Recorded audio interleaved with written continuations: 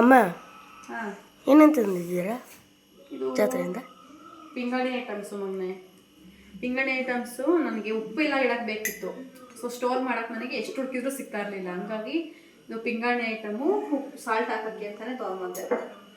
ಇದೆಲ್ಲ ನನಗೆ ಅಂತ ನಾನು ಏನೂ ತಂದಿಲ್ಲ, ಒಂದು ಪಾಯಿಂಟ್ ನಾನು ತಂದಿಲ್ಲ. ಎಲ್ಲ ಮಕ್ಕಳಿಗೆ ಮತ್ತು ಮನೆಗೆ ಹೊಸ್ಮನೆ ಅಲ್ವಾ, ಹಂಗಾಗಿ ಸ್ವಲ್ಪ ಡೆಕೋರೇಷನ್ಗೆಲ್ಲ ಬೇಕಿತ್ತು. ಸೊ ಇದು ಉಪ್ಪು ಹಾಕೋಕ್ಕೆ ಪಿಂಗಾಣಿ ಐಟಮು ಒಳ್ಳೇದು ಅಂತಾರೆ. ಹಾಗಾಗಿ ನಾನು ಪಿಂಗಾಣಿನ ಹುಡ್ಕೊಂಡು ತಗೊಂಬಂದೆ. ಆ್ಯಂಡ್ ಇವತ್ತು ಈ ಸತಿ ನಾನು 3 ಜಾತ್ರೆಗಳನ್ನ ಕಂಪ್ಲೀಟ್ ಮಾಡಿದೆ. ಅದಕ್ಕೆ ತುಂಬ ಖುಷಿ ಆಯಿತು ನನಗೆ.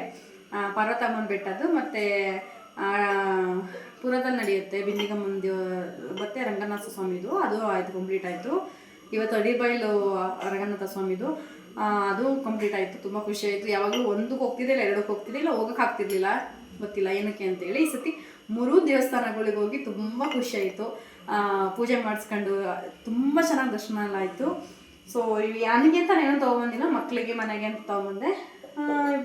ನಾನು ತುಂಬ ಕಿಚನ್ ಐಟಮ್ಗಳು ಕಲೆಕ್ಟ್ ಮಾಡ್ತಾಯಿದ್ದೀನಿ. ಸೊ ಅಷ್ಟೇ. Thank you.